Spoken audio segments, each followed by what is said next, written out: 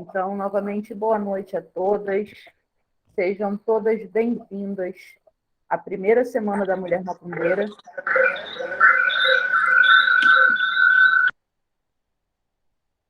E da Fraternidade Umbandista Luz das Candeias. A direção da casa, né, junto com a Secretaria de Cultura, damos boas-vindas a todas vocês que se inscreveram, que estão aqui conosco nessa primeira semana tão importante. Pelo dia de hoje, feliz Dia da Mulher. É importante a gente lembrar, né, já de início, por que nós comemoramos essa data, né? Que, na verdade, não é um dia de comemoração apenas e tão somente, é um dia de memória, né? A luta das mulheres, a vida, né, de dezenas de mulheres que foram tiradas e até hoje, infelizmente, ainda somos grandes vítimas, né, da violência, seja no ambiente de trabalho, seja em casa, seja na família. Infelizmente, as mulheres ainda são silenciadas e negligenciadas durante a vida, né? E por isso é tão importante a gente ter trabalhos como esse que a FUC se propõe no dia de hoje e durante a semana, né, culminando no dia 13 com a experiência, né, um dia inteiro de vivências e de palestras e de oficinas aqui na nossa casa, né, no espaço do terreiro, abrindo o espaço do terreiro para a comunidade, mas esses trabalhos são importantes justamente por conta de uma sociedade, né, que o tempo inteiro nos coloca num lugar de subalternidade. E a gente vai falar muito sobre isso durante a nossa apresentação. Então, dando início, né, à nossa palestra de hoje, Sagrados Femininos na Umbanda, eu vou colocar aqui para vocês a apresentação e aí a gente já inicia. Perguntas, eu peço que coloquem lá no nosso chat, tá? Mantenham todos os microfones desligados durante a palestra, por favor, porque o nosso tempo é curtinho, né? Então, se a gente ficar interrompendo, não vai dar tempo da gente falar tudo que precisa ser dito, ok? Mas no final, eu olho nossas perguntas e aí a gente responde na medida do possível. Tá legal? Então, sejam bem-vindas novamente e vamos lá.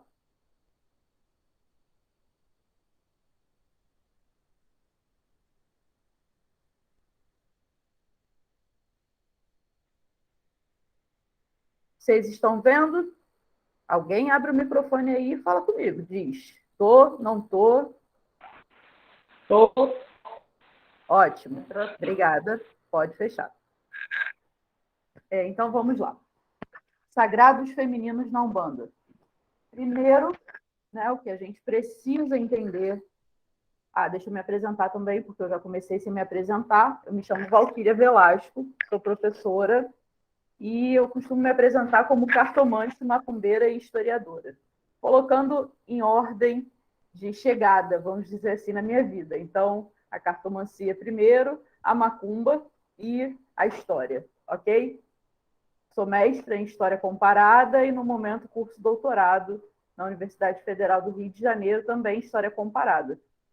Sou pesquisadora no Laboratório de História das Experiências Religiosas e todos os trabalhos, palestras, tudo isso que eu faço é um diálogo, né, entre a minha experiência pessoal, entre estudos pessoais dentro da espiritualidade, né, entre a prática da minha vida espiritual e a minha profissão enquanto historiadora, tá bom? Então, é isso. Hoje a gente vai falar sobre sagrados femininos na Umbanda. E aí a gente começa pelo paradigma feminino. Paradigma feminino. a gente vai entender melhor. Vamos lá. Estudos sobre o sagrado feminino. Hoje em dia virou moda, quase, né? A gente ouvir esse termo, sagrado feminino. Está em todos os lugares, tem um monte de palestra, um monte de vídeo no YouTube, e a gente precisa entender, né? Onde inicia esse movimento, que hoje é tão propagado e tão divulgado, né? Na década de 60, nos Estados Unidos, um grupo de mulheres, a gente precisa marcar muito bem o espaço, o lugar, né? Nos Estados Unidos, um grupo de mulheres ligadas ao movimento feminista, mas que, de alguma forma, também tinham suas experiências religiosas, né? Cada uma no seu espaço de religião, mas todas acreditavam, principalmente, no poder da magia feminina, né? Elas passaram a se reunir na casa de uma dessas mulheres e fazer reuniões, né? A ideia, o propósito dessas reuniões era autoconhecimento e fortalecimento mútuo. Ainda naquela ideia de que nós mulheres precisamos nos fortalecer diante de uma sociedade que está o tempo inteiro nos colocando para baixo, né? Então, por isso também a palestra de hoje e a Semana da Mulher Macumbeira dialoga com esse movimento do sagrado feminino e do resgate do sagrado feminino, tá? É o propósito do autoconhecimento e do fortalecimento mútuo. O resgate de uma espiritualidade feminina, e aí o termo espiritualidade, ele precisa ficar em negrito, quase, né? Para que a gente entenda que não é uma religião, mas uma espiritualidade que ultrapassa as barreiras da religião e de uma instituição, tá? É o resgate do contato da mulher com a sua própria espiritualidade. Esse grupo, né, e esses grupos que chegam até nós no dia de hoje, eles priorizam, né, um saber ancestral, né, um saber ligado à natureza. Então, são grupos que vão estudar uso de ervas, uso de cristais, uso de poderes elementais, né? Então, é uma espiritualidade, ao mesmo tempo, ligada a uma magia natural, né? Aí a gente pode dar o nome que a gente quiser para isso.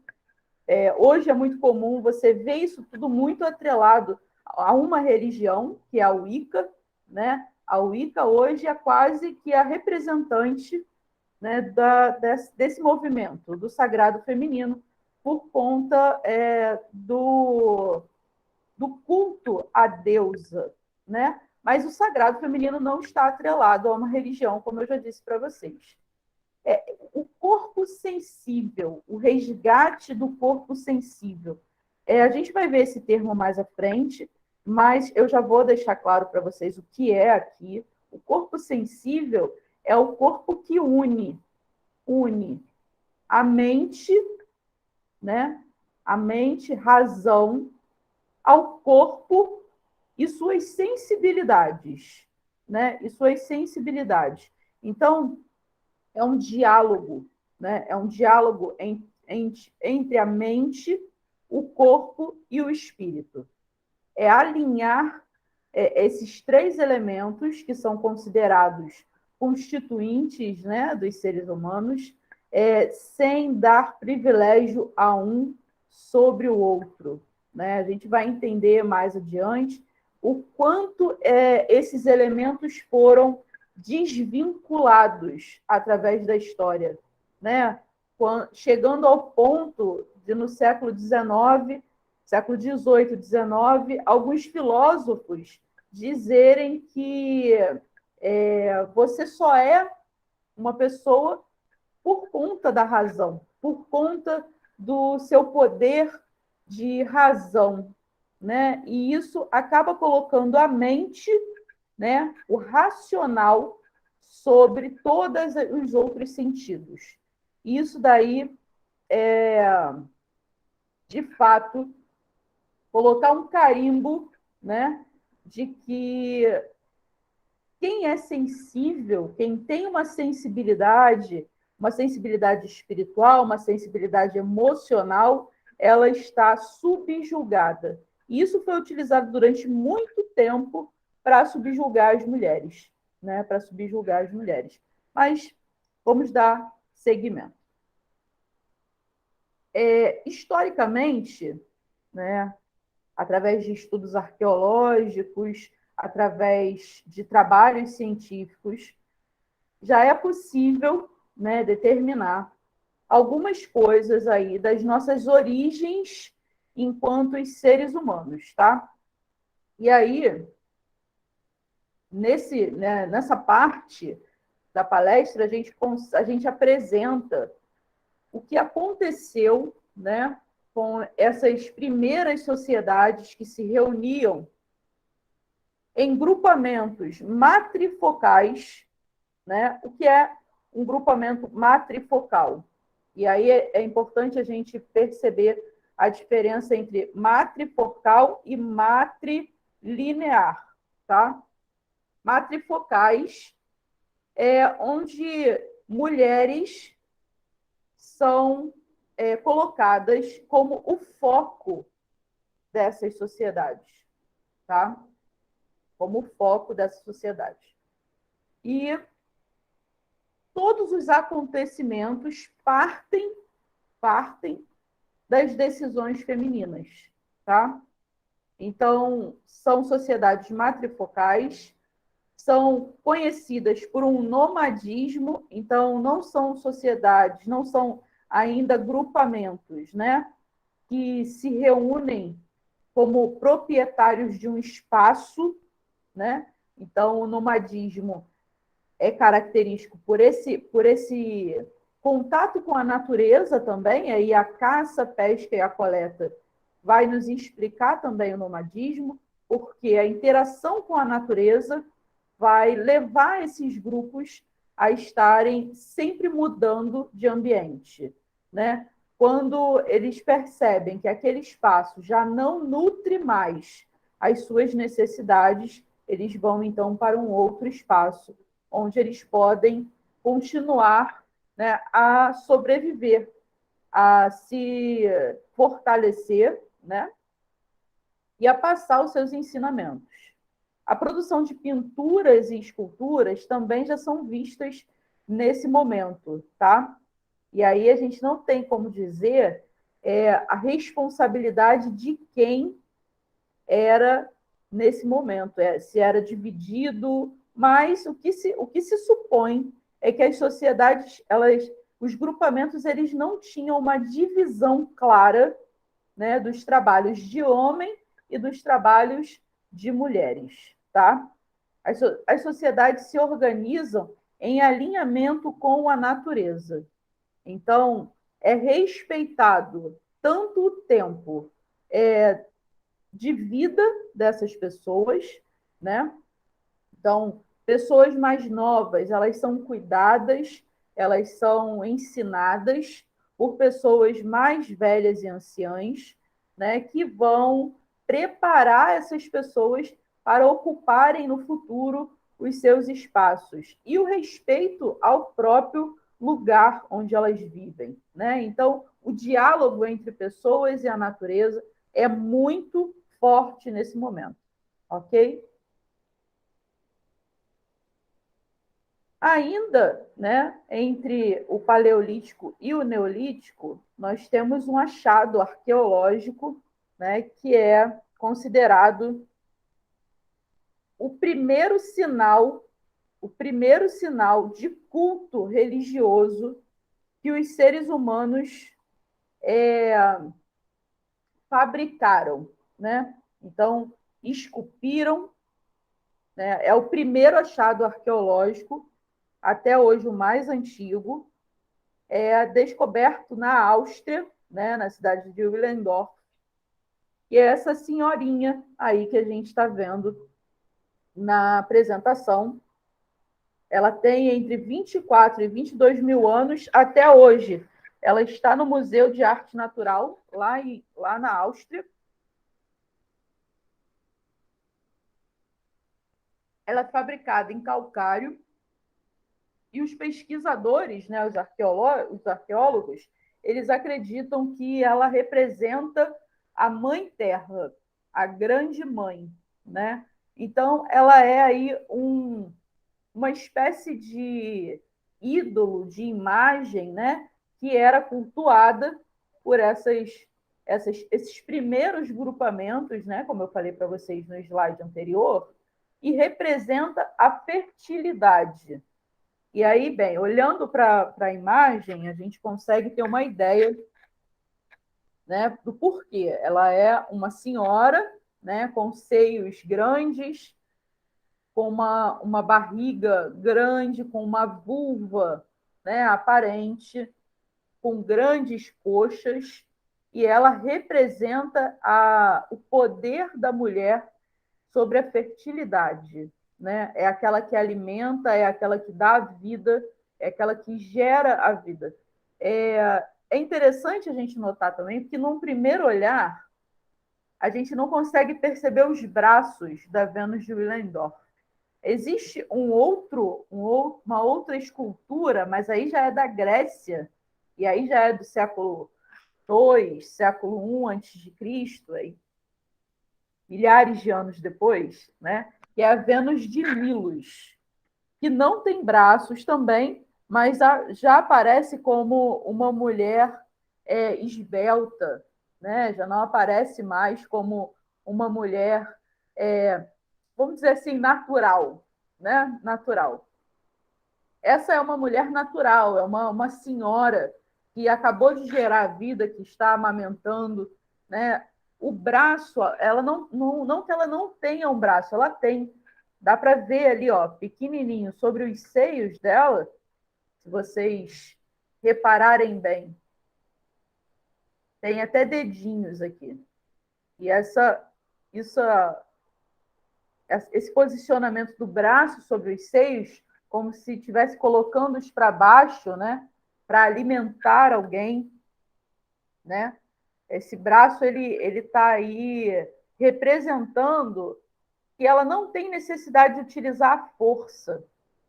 Né? A força dessa mulher não está no braço, não está no braço. A força dessa mulher está nos seios, está no seu ventre, né? Está também na sua vulva, tá? E uma outra característica que é a própria cabeça dessa imagem, que é a visão do todo. Alguns especialistas dizem que são tranças, né? As pequenas na cabeça, e outros especialistas dizem que são olhos, são dezenas de olhos. Eu prefiro ficar com esses especialistas dos olhos. Me parece mais correto. Uma mulher, né, uma imagem de uma deusa mãe que vê tudo, que enxerga em todos os ângulos, que está aí observando e gerenciando tudo, tá? A mudança do paradigma. Bem, eu vou dar uma voltinha aqui, lá no Paleolítico. Falei para vocês dessa forma de organização da sociedade, né? Aqui a gente está falando de um paradigma do feminino. O que é um paradigma? É um estado de existência. É um estado de existência, né? Então, uma forma de organização, uma forma de representação, é um paradigma. É algo que dificilmente vai ser mudado. Mas muda. Então, nesse tempo, né, entre o Paleolítico e o Neolítico, as sociedades se organizavam como matrifocais, mas, obviamente, a gente sabe que isso não perdurou até os dias de hoje. Né? E aí a gente tem a mudança do paradigma. Por que a Vênus de Willendorf? Por quê? Porque é importante a gente perceber a importância dessa mulher enquanto uma mãe, né? Enquanto uma mulher que dá origem à vida, que nutre filhos, tá? E aí a mudança desse paradigma vem no momento em que os homens dessas sociedades eles se dão conta do papel que eles têm na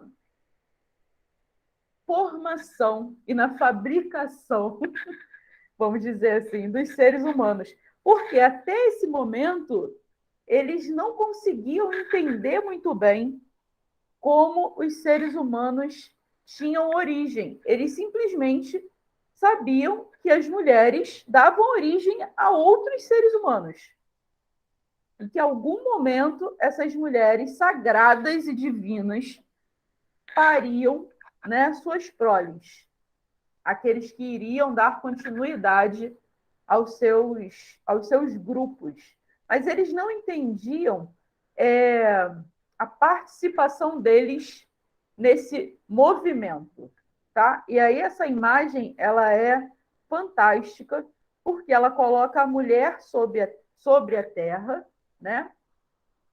O homem posicionado sobre ela e abaixo dessa mulher um serzinho, né? Um novo ser humano que está sendo aí produzido. Mas acima do homem nós temos chamas que representam o sol, né? Então, a mulher estaria ligada à terra e o homem estaria ligado aos céus, aos céus. E aí a gente vai entender mais à frente como isso é importante na mudança do paradigma, ok? Bem, aí nós temos uma comparação, um quadro comparativo dessas duas formas de organização, ok? O paradigma feminino, onde a fecundidade é a palavra-chave. É a palavra-chave. Então, é ressaltado a força benevolente, a força criadora, a força criativa, tá? O fortalecimento feminino enquanto mulheres que organizam, né, as situações desses grupamentos. Se eles vão mudar de espaço, são as mulheres quem acabam recomendando novos espaços, né? A deusa como grande mãe. Então, são mulheres colocadas no lugar sagrado, né? São sociedades que veem as mulheres como seres sagrados. Por isso, as representações divinas são mulheres, né?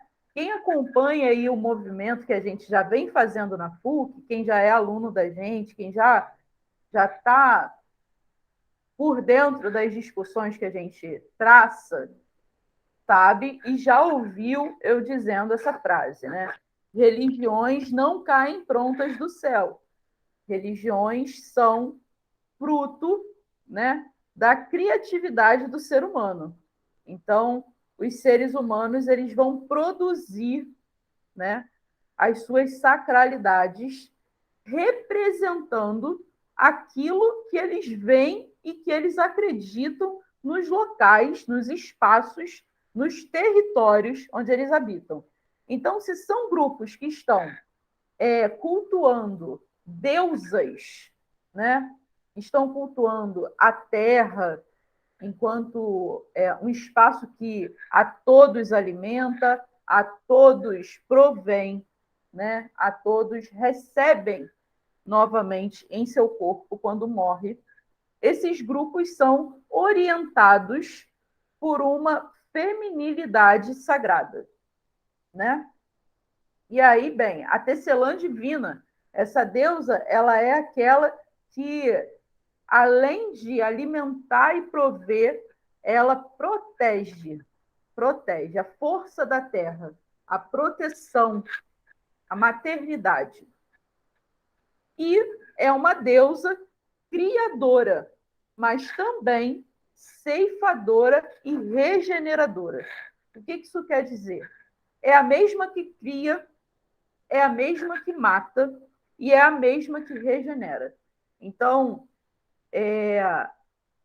percebam que existem polos, né? Existem polos. É o momento da criação e o momento da morte, mas não é uma morte para sempre, né?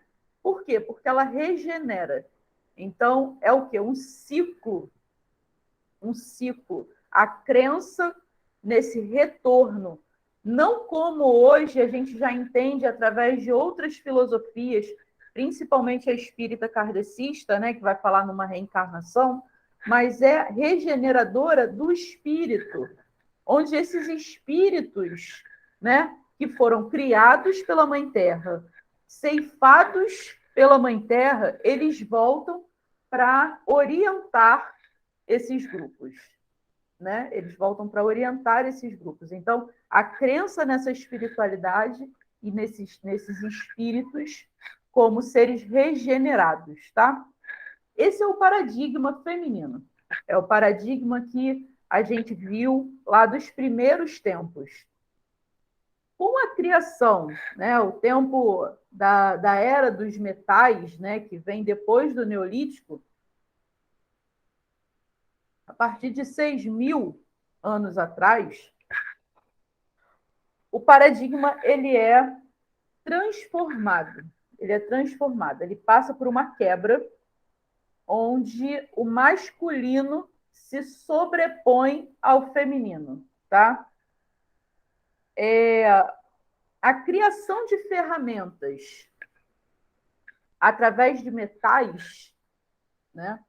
Percebam, antes disso, percebam que nesse meio do caminho os homens descobrem, como eu falei para vocês, a importância deles na feitura de novos seres humanos, né? Em como esses seres humanos surgem de verdade. Eles percebem o papel que eles têm na criação da vida, tá? Na criação da vida. Não é mais apenas a mulher. Então, a partir disso, e com a criação de ferramentas, né, de metais, esse paradigma ele é mudado. Então, é uma organização nova que se impõe. E aí a força do masculino, né, ela já não trabalha mais com a fecundidade, ou seja, com aquilo que brota, com aquilo que a terra produz, com aquilo que fecunda. Não, ele trabalha com a conquista. Então, já não é mais sociedades, né? Já não são mais grupamentos que vão ficar indo de hora em hora para espaços novos, dialogando com a Mãe Terra, caçando na medida do necessário, coletando na medida do necessário. Já não é mais isso, né? Já é o quê? Sociedades e grupamentos que vão começar a plantar, que vão começar a dividir espaços territoriais e disputar com outros grupos por esses espaços, ok? E aí sim as sociedades começam a se organizar sob uma regência do patriarcado, onde os homens vão gerenciar esses grupamentos, né? A morte pela conquista passa a ser algo natural. Então, já não são mais sociedades que as pessoas vão morrer naturalmente. Elas vão morrer pela guerra, né? Elas vão buscar essas disputas e, obviamente, a morte vai ser uma consequência disso, ok? E aí, se antes nós tínhamos, né, uma deusa como a grande mãe, esse momento será dos deuses guerreiros, ou dos deuses ligados aos poderes dos céus. Aqueles deuses que subjugam o mundo através dos raios, aqueles deuses que subjugam o mundo através de poderes das chuvas, que alagam o mundo, que matam com muito mais facilidade aqueles que não seguem à risca os seus desígnios, seus mandamentos, né? Então, se antes nós tínhamos uma deusa criadora e ceifadora, mas que era também regeneradora, nós temos, a partir do paradigma masculino, deuses que vão matar, né? Que vão subjugar aqueles que não se colocam à disposição do seu poder, né? E aí são senhores dos céus. Eles, perceba, a mulher era a grande tecelã, aquela que estava na terra. Os deuses homens estão dominando os céus, ok? E esses deuses guerreiros, eles vão representar novamente a sociedade que os cultua, né? Então, você vê representado nesses deuses os homens, os guerreiros, né? Que se impõem e subjugam. Vejam bem, vocês conseguem imaginar um diálogo com o feminino em uma sociedade dos moldes que a gente está organizando? É mais difícil, né? É mais difícil você ter o poder feminino, né, em diálogo com esse paradigma de conquista. Por quê? Se é conquista, é também disputa, né? Então, a disputa pelo espaço de poder, ele se impõe, ok? E aí, bem, estávamos falando em 6.000 anos, né? 6.000 anos.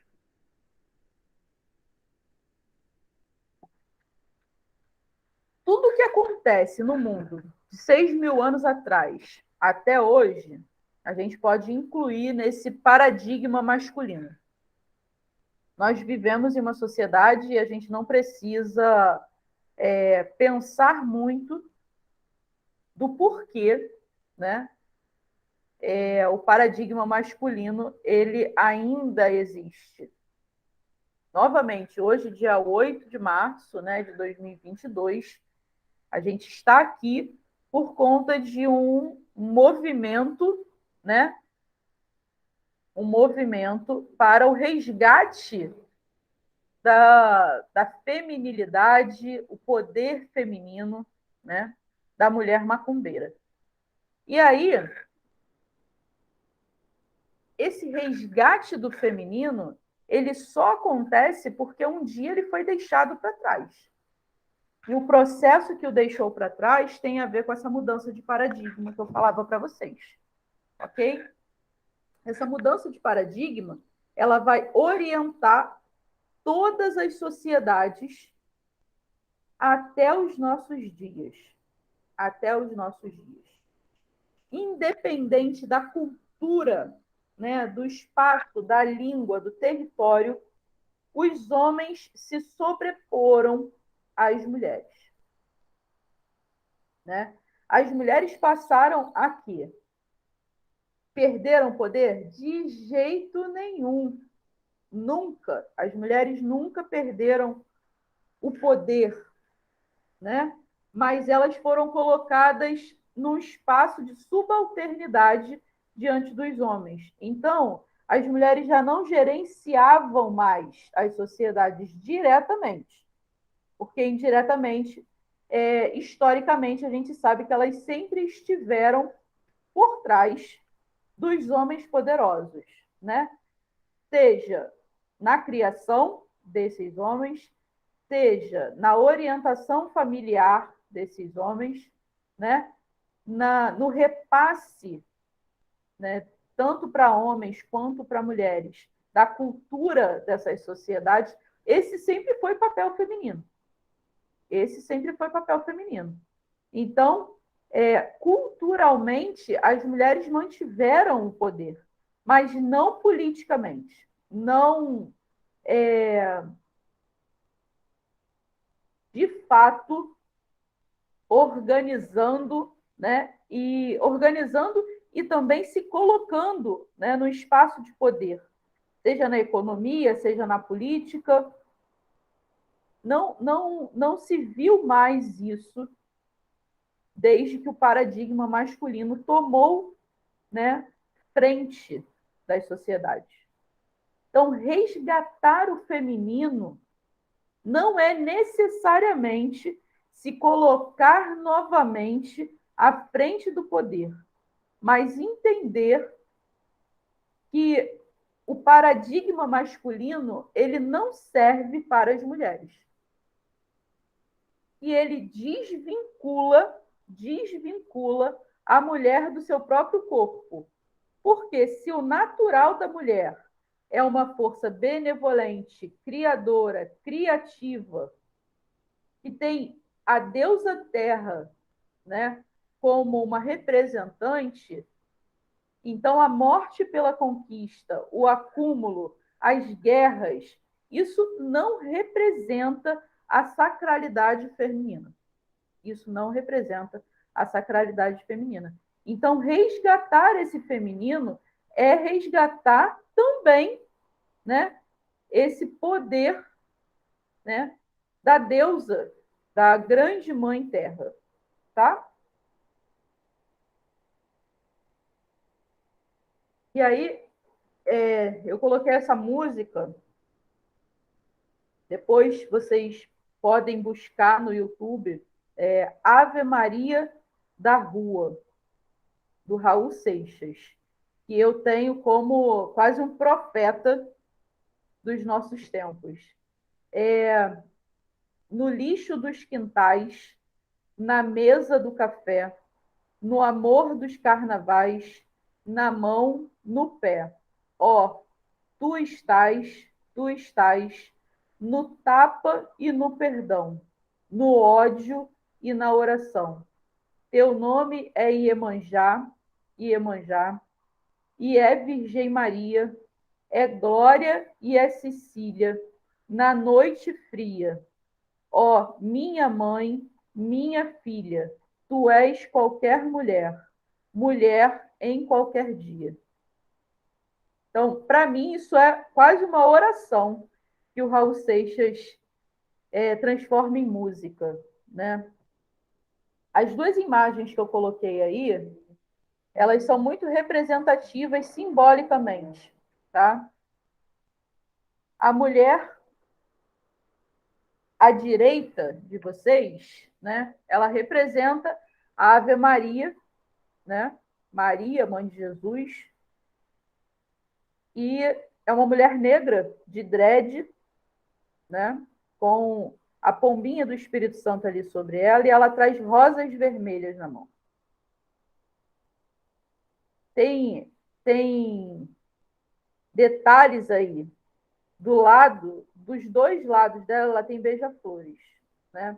Os pássaros são considerados símbolos do sagrado feminino, da feminilidade do sagrado feminino.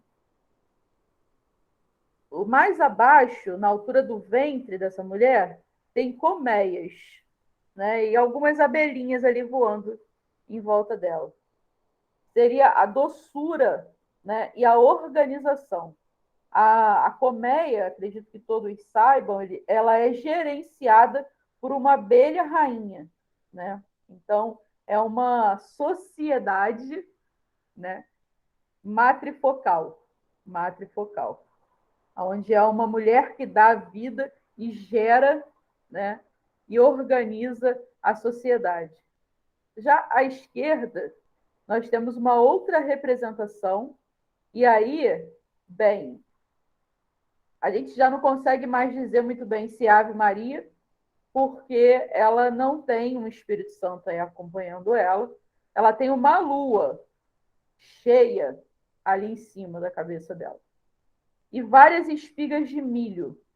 Essa representação, ela é uma representação americana, né, ameríndia, e dialoga com as sociedades ameríndias, né? Logo do início da colonização, né? Do início da colonização. E o milho, né? Os milhos das várias cores, está representando aí a alimentação das pessoas, né? A alimentação das pessoas, a natureza toda embaixo dela, várias montanhas, animais, água, novamente os pássaros sendo observadores, né, da imagem. E não é mais uma mulher negra, mas uma mulher morena, né, de pele talvez indígena, né, representando aí os povos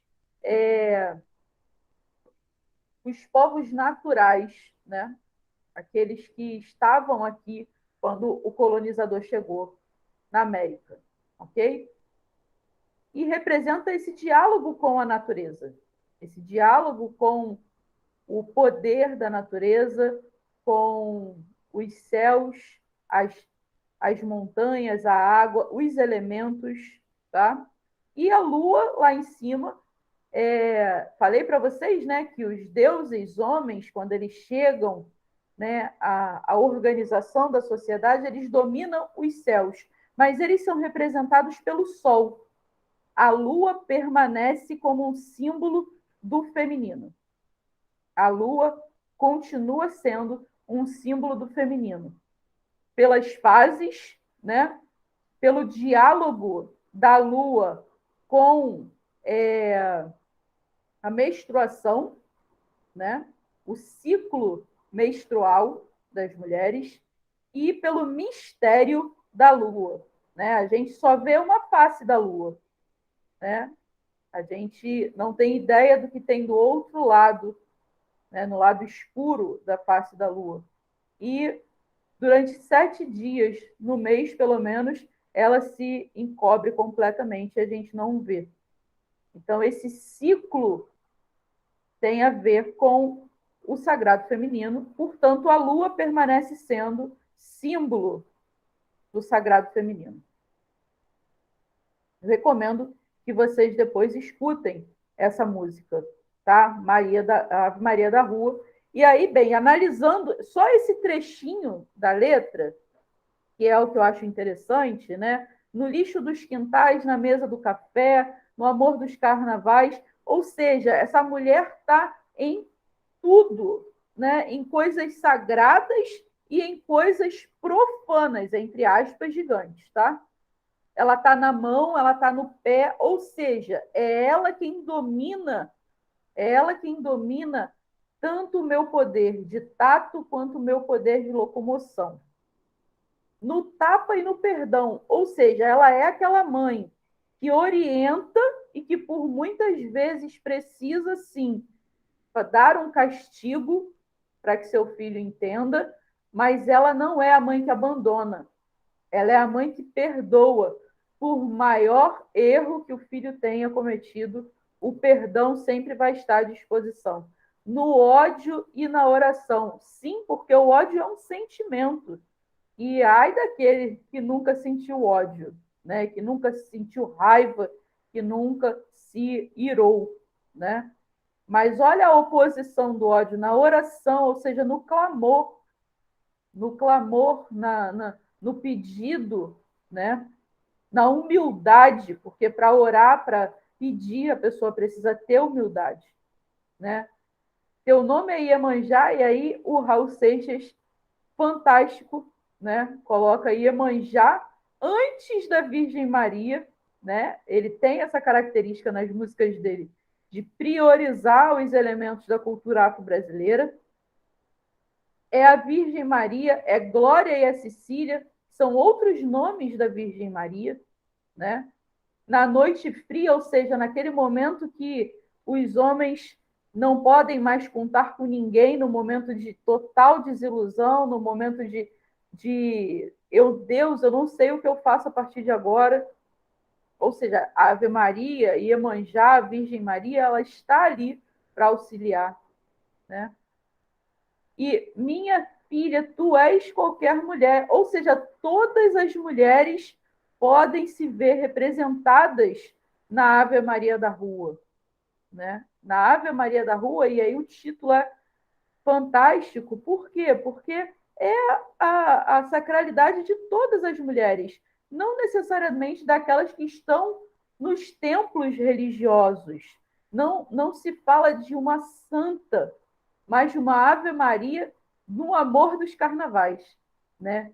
Que está na sociedade, que está passeando na rua, que está gerando filhos, que está rezando e que está errando ao mesmo tempo. Ok? E aí chegamos, então, na última parte aqui da nossa palestra de hoje, e mais importante, que é o papel da Umbanda no resgate dos marginalizados. E aí a mulher como uma das marginalizadas, né? No processo seja da colonização, seja do patriarcado, né? Dessa sociedade que a gente vive hoje, colonizada e patriarcal. A Umbanda, como uma religião que se importa e representa isso na sua sacralidade com esse resgate dos marginalizados. Obviamente, hoje a gente vai focar nas mulheres, né? Os sagrados femininos de Umbanda. E aí as 3 imagens mais representativas desses sagrados femininos de Umbanda. Uma cabocla, uma preta velha e pombagiras. Por que falar, então, de sagrados femininos de Umbanda? Bem, a gente já entendeu que a Umbanda tem como prioridade, né, resgatar os marginalizados, tirar arquétipos, né, tirar figuras que são tradicionalmente colocadas à margem da sociedade, tirar essas pessoas, tirar esses seres da marginalidade e colocá-los novamente no foco, né? Então, bem, a cabocla como uma representação feminina dos ameríndios, né, dos índios encontrados quando os colonizadores chegaram até o Brasil. As pretas velhas, né, pretas velhas, como essa sacralidade feminina e esse sagrado feminino ancestral africano, né, ancestral africano, e aí também quem já vem fazendo nossos cursos já ouviu eu falando sobre isso, o sagrado que chega até as terras brasileiras através da imposição da força da colonização, da escravidão, né? E as pombagiras como um sagrado das mulheres europeias, vamos dizer assim, se a gente tiver que colocar em um paralelo territorial, né? Europeias e brasileiras, né? Ou seja, tanto as mulheres que estiveram na Europa, no momento da colonização, quanto depois as mulheres já em território brasileiro, mas sempre colocadas à margem da sociedade, né? Então, a gente costuma ver arquétipos, né, representando a pombagira como prostituta, né, a pombagira como uma mulher liberta, né, uma mulher que não se encaixa muito bem no padrão do feminino, né? No padrão do feminino.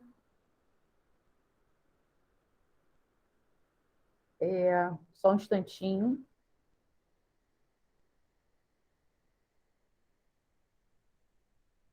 Eu vou ter que interromper aqui rapidinho, mas eu volto, peraí.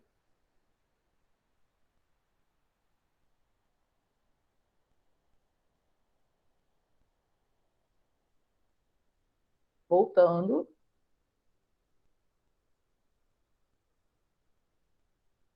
Pronto, voltei.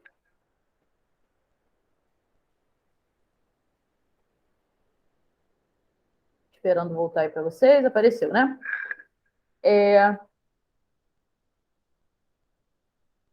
Ok, voltando. Essas pombagiras como mulheres colocadas à margem nas sociedades patriarcais, ok? Como mulheres que não se enquadram num padrão da Amélia, né? Aquela que era mulher de verdade. E mesmo a Amélia, que era mulher de verdade, também é sempre colocada à margem, né? Porque qualquer coisa que essa mulher fizer, ela vai ser vista como a mulher errada, como a mulher nunca está certa, né? E aí, o que nos ensinam os arquétipos? Bem, coloquei essas três figuras, né? A imagem aí representa muito bem a anciã, né? A mãe e a jovem, né? A anciã, a mulher na meia-idade e a jovem. Então, eu vou começar pela anciã para a gente seguir o tempo. As pretas velhas. As pretas velhas. Essa imagem não representa, né, as pretas velhas, essa imagem que está aí. Na verdade, ela é uma representação da deusa tríplice, que aí é uma outra questão do sagrado feminino, mas do sagrado feminino voltado para religiões europeias, né, para religiões tradicionais europeias, celtas, né, vikings, onde existe uma deusa que tem três representações, que são essas três representações. Mas na Umbanda, isso é separado, mas não deixa de dialogar muitíssimo, né? São separados em linhas de trabalho, né? E aí as pretas velhas representando esse sagrado ancestral, né? Das velhas, das avós. E aí é uma coisa que eu sempre falo, eu adoro falar isso, que nós somos filhas das nossas avós, né? Na verdade, nós somos filhas das nossas mães, porque nascemos da barriga das nossas mães, mas na verdade nós fomos geradas pelas nossas avós. Não se assustem, eu vou explicar. No momento em que o corpo da mulher ele é gerado, né? Uma mulher grávida, quando ela gera uma filha mulher, essa filha mulher que ela está gerando vai produzir óvulos dentro do corpo do bebê feminino, né? Da menina que está sendo gerada. Então, imaginem comigo, a dona Joana está grávida e ela vai ter um bebê que é a Maria, né? Vai ter um bebê que é a Maria. O bebê Maria, quando ela está lá por volta de 5, 6 meses, ela começa a criar o seu órgão reprodutor, né? Útero, óvulos. Esses óvulos, no futuro, quando a Maria, né, tiver em idade reprodutiva, vai dar origem a uma nova vida. Vai dar origem a uma nova vida. Mas esses óvulos foram produzidos quando ela estava ainda no corpo da mãe dela. Então, o óvulo que um dia Maria vai dar origem a Ana já foi produzido lá no corpo da Joana, da avó dela. Então, essa é a maior magia, para mim, do feminino. Nós somos filhas das nossas avós. Então, isso representa como essa magia e esse poder, essa sacralidade é passada de geração em geração. Isso é muito forte. Isso é muito forte. Tá? E aí, bem, os arquétipos, né? Vamos focar aqui nos arquétipos, que a hora já está se avançando e daqui a pouco a gente precisa encerrar. Os arquétipos das pretas velhas, eles ressaltam a humildade, então, são senhoras humildes, né? E aí a humildade, ela é algo que a gente precisa problematizar muito, porque humildade não é se colocar subjugada a ninguém. Não é isso. É saber o seu papel no mundo. É saber o seu papel no mundo. E não buscar se sobrepor a ninguém. Né? Então, a humildade, na verdade, é uma característica do tempo. Do tempo. Né? Enquanto a gente é jovem, é muito difícil a gente ser humilde. Né? A gente tende a impor a nossa vontade. Né? E aí, com o tempo, a humildade chega e a gente aprende que a gente não precisa se impor para poder conquistar as coisas, para poder fazer, né, valer a nossa vontade. Então, bem, as pretas velhas se demonstram amorosas e isso precisa ser colocado aqui. Obviamente, tem características, né, dentro de um arquétipo que vai ser encontrado em outros arquétipos ou que não necessariamente uma entidade pode trazer aquilo tão presente. Né? Alguém pode surgir aí com a pergunta: poxa, Valquíria, mas a minha preta velha ela não é tão amorosa assim, não. Ela é meio rabugenta, ela é meio de dar com né, a bengala na cabeça dos outros. Eu vou falar para você que, bem, isso é arquétipo, né? Isso é presente de uma forma sutil, nem sempre é tão marcado, mas representa, né, representa essa linha de trabalho, ok? Então, são senhoras amorosas, né, que estão ali o quê? Para acolher, que é uma outra característica, são conselheiras, então elas vão estar o tempo inteiro acolhendo os filhos, acolhendo as pessoas que vão até elas, aconselhando, demonstrando, né, esse poder de regeneração. E aí, gente, regeneração nos lembra o quê? Lá o início que a gente falou sobre o paradigma feminino, né? A regeneração. As pretas velhas vão o tempo inteiro nos falar sobre isso, da possibilidade de se regenerar, da possibilidade de se melhorar, né? A sabedoria ancestral, ou seja, o poder dos elementais, das folhas, das ervas, do fumo, né, do uso desses elementos da natureza. E a sabedoria ancestral que passa do útero da avó para a neta, quando é criada no seu ventre. Né? Essa sabedoria que passa de geração em geração. Né? Quando as mulheres se reúnem e trocam experiências, os homens tendem, né, nas sociedades patriarcais, a chamar a mulher de quê? Fofoqueira. Fofoqueira. Eu trabalho com periódicos, né, nas minhas pesquisas, e, menina, olha como isso aparece nos jornais da década de 20. As mulheres sendo colocadas como fofoqueiras.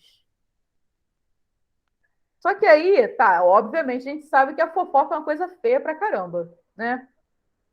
Outra coisa também que os jornais do início do século XX adoram dizer sobre as mulheres é que as mulheres falam demais. Eu falo muito. Né? Eu falo pra caramba. Estou aqui quase uma hora falando com vocês. Mas a fala é um poder ancestral. Né? A fala é um poder ancestral. Então, quando a gente fala, a gente está trabalhando o nosso psicológico e o psicológico de quem está nos ouvindo. Né? Então, isso é uma sabedoria ancestral. Fazer fofoca, né? Fazer fofoca, obviamente, não estou falando da fofoca do mal que inventa coisa dos outros, não. Estou falando do passar informações, do passar ensinamentos, da reunião de mulheres para falar das suas vidas e da vida do próximo. Isso é sabedoria ancestral. É ali que se ensina, é ali que se aprende, é a reunião na cozinha, né? A reunião na cozinha, fazendo a comida, ou seja, transformando o alimento que alimenta, que nutre, e ensinando. Né? Então, isso tudo passa pelo arquétipo das pretas velhas. As cuidadoras, a relação com o tempo, falei para vocês da humildade, a relação com o tempo da anciã, né? De que a gente não precisa correr, né? A gente tem que preservar o nosso espírito e o nosso corpo dessa corrida frenética, né? Que a sociedade nos impõe, pela conquista, né, que o patriarcado nos impõe.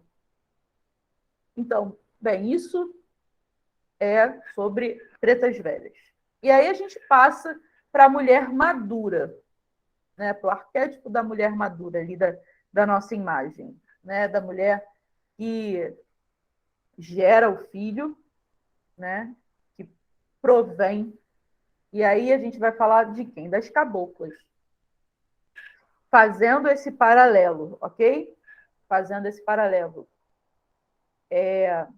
As caboclas, com sua assertividade, né? Então, é bem comum a gente ouvir, né, que mulheres assertivas, ou seja, mulheres diretas, são mulheres grossas ou são mulheres que assustam, são mulheres que são masculinizadas. Isso é muito comum da gente ouvir. Então, mulheres assertivas acabam sendo mal interpretadas. Né? A assertividade é objetividade, é bora lá, não tem muita enrolação. Mas isso não é uma característica que a sociedade patriarcal gosta nas mulheres. Então, isso é muito mal visto. Mas é comum nas nossas caboclas de Umbanda. Né? É bem comum.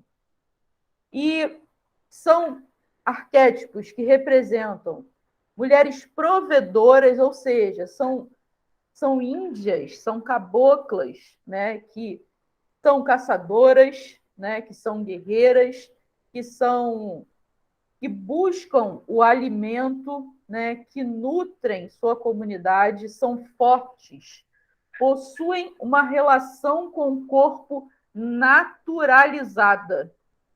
E aí a gente volta para a questão do corpo, que eu comentei lá no início, sobre o desprendimento, né, que houve em um momento do corpo e da mente, né, da razão e da sensibilidade. A relação com o corpo, ela reúne novamente essas duas faces.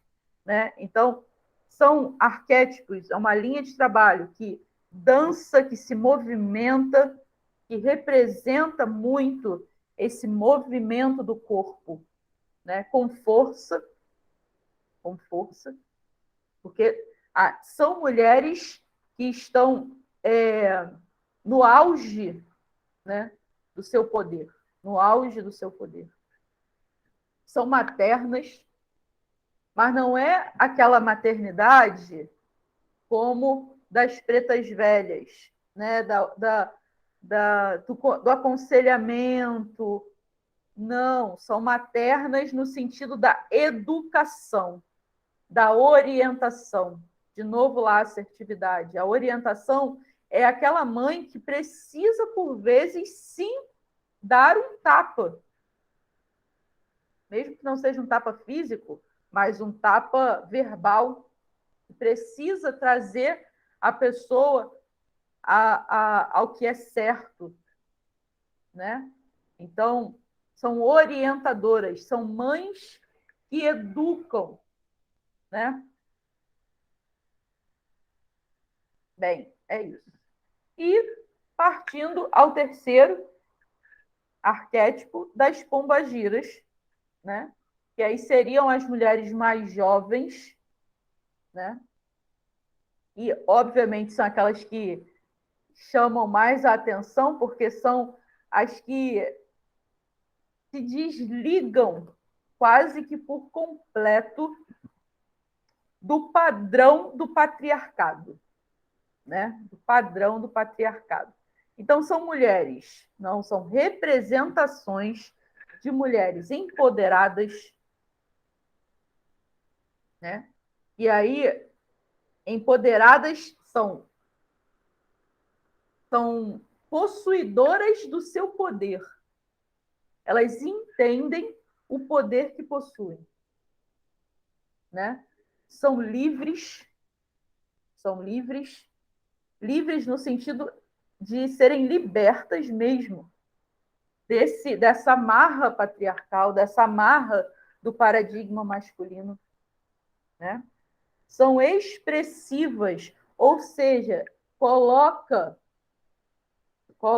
a emoção em um lugar de destaque, né? Quando a gente desvincula a emoção da razão, a gente está falando do patriarcado. Essas mulheres são mal vistas. Por quê? Porque são alegres, são felizes, riem.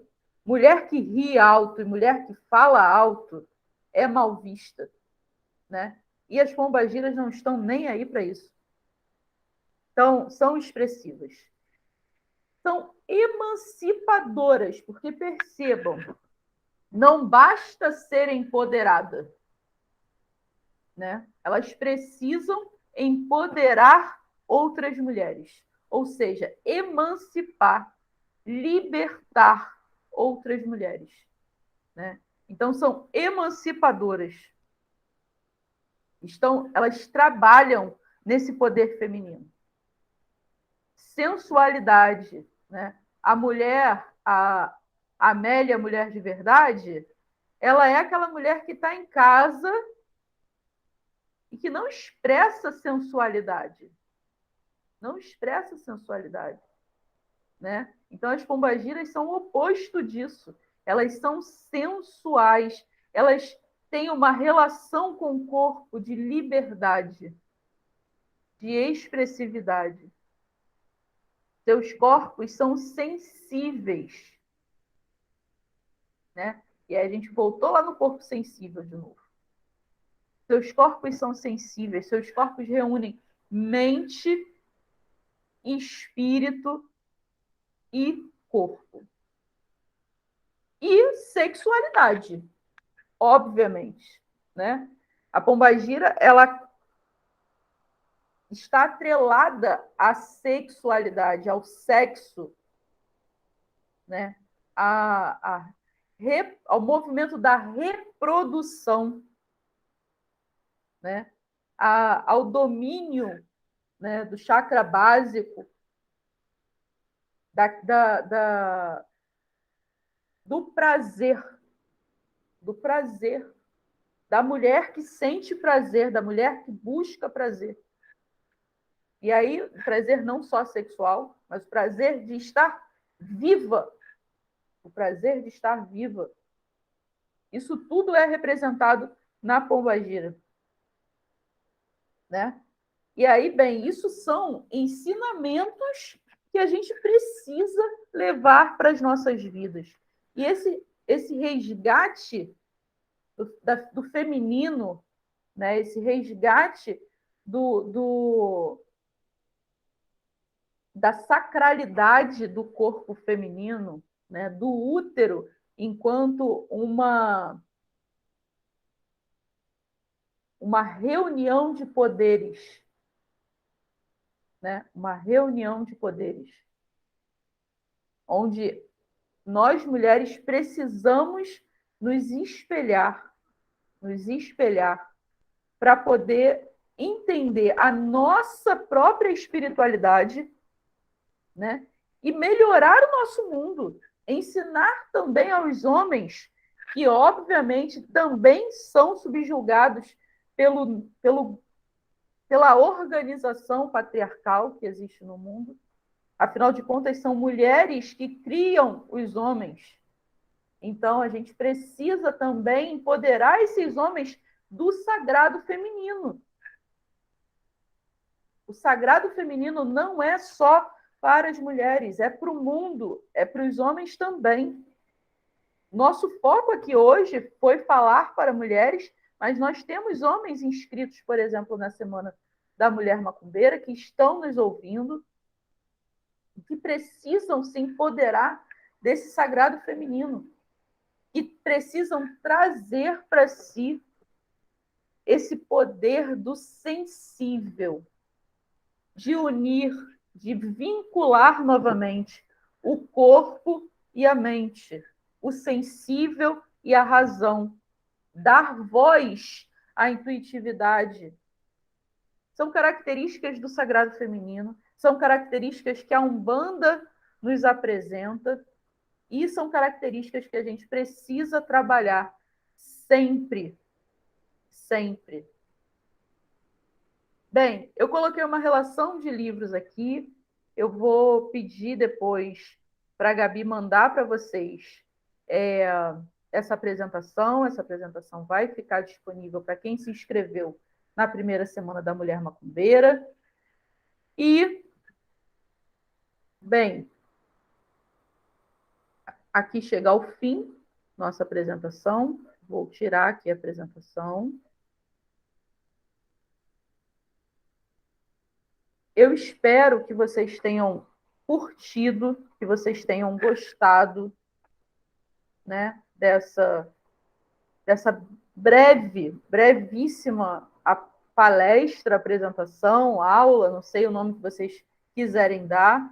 Eu infelizmente, não tenho muito como deixar e conversar com vocês, porque os moldes, né, que a tecnologia nos coloca, ele é mais difícil de apresentar um diálogo, mas eu acho que a gente ainda pode ter aí um momento de conversa. Eu vou só parar a nossa gravação, porque depois o vídeo vai ficar lá no YouTube. E aí, bem, tem questões de direitos autorais, de imagem, para quem estiver aparecendo, e